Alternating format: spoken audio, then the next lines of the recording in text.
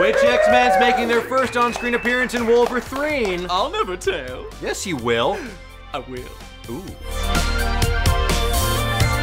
Next year, we'll see Hugh Jackman make his final appearance as Wolverine for an R-rated threequel that's allegedly based on Mark Millar's super crazy post-apocalyptic expialidocious Old Man Logan series. See, it was worth it. The movie's plot probably won't be a literal adaptation of the books. Like, for instance, we probably won't see a family of incestuous cannibal Hulks. Bummer.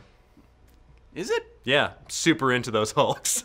But we know that it does take place in the future of Fox's cinematic universe, specifically the original non-first class X-Men timeline, although maybe they're merged now after Days of Future Past, or changed because Logan brought Cyclops back to life with an even dumber vizier. Yeah, it is pretty dumb, but... Don't talk to Scott like that! Sorry, go to Lens Crafters, dude. I'll be honest, I have no idea what's going on at this point. So, what I think, it's probably gonna be like a futuristic Wolverine story in which the character will probably die, getting an epic send-off after what'll be 9 films by the time Wolverine releases. Really? But what else will happen? Who will appear, and how will the film push the growing Fox cinematic universe forward? Well, a rumor from Superhero Hype today has given us a pretty great clue. Pretty great. Word is, X-23 will be making her debut in Wolverine. Snicked! Threequel! But just who is X-23? Well, she's the 23rd attempt at a Wolverine clone created by a top-secret organization tasked with recreating the Weapon X program. 23rd time's the charm. She's got 2 claws on each hand and 1 on each foot, Ew. and has a tragic history in which she was created to be raised as a tracker and a trained assassin who triggered a kill by scent alone. Why can't these orphans do anything but murder? But X-23 eventually links up with the X-Men, where she treats Wolverine like her father, and has been a member of the X-Force, the Black Ops mercenary X-Men group Cable and Deadpool are often a part of, and is currently the all-new, all-different Wolverine herself. They're really gonna shorten that title. Marvel, what's with all these adjectives?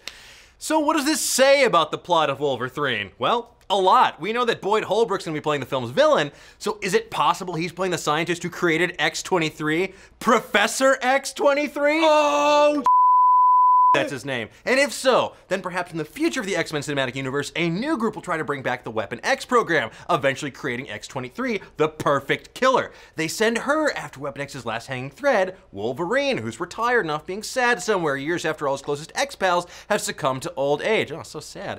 But X-23 instead becomes a surrogate daughter figure for Wolvie, and together they dismantle the Weapon X program once and for all. Wolverine dies, X-23 takes on his title, and goes on to co-star with Deadpool in the inevitable X-Force movie. Boom! Wow, take a breath there, Dan. I can't. That sounds pretty good. But who should play X-23 in that case? Who'd make a convincing new Wolverine while still being young enough to be the daughter to the huge Tatiana Maslany. Tatiana Maslany. It has to be Tatiana Maslany. Oh yeah, you have to cast Maslany. Maslany!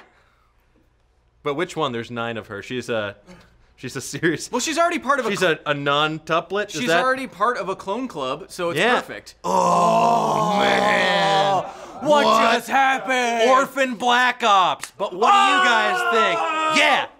Yeah. What do you guys think? Is our theory reasonable? Are you pumped to see X-23 on the big screen? Are you ready to say goodbye to the huge, jacked man? Let's discuss.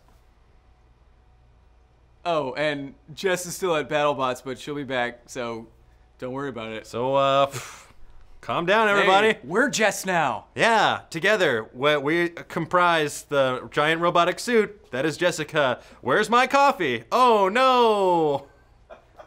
All right, now riddle me this. Who is standing in between me and Kyle? It's Gotham's Riddler himself, Cory Michael Smith. Oh my God. Oh my God is right. Now, Cory, Kyle and I were having a little bit of a debate. We're trying to decide which of us has the best villain laugh, and as the resident expert here on supervillainy, we're hoping you can either critique us or maybe help us settle this bet. Okay. Awesome. All right, Kyle, why don't you start things off?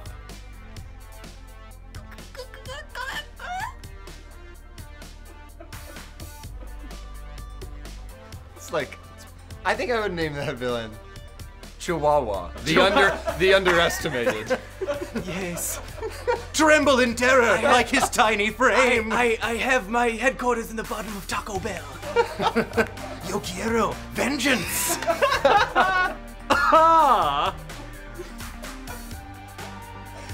I bet Bob Barker, that's what he tried when he first started The Price is Right. He's like, this is how we'll start things off.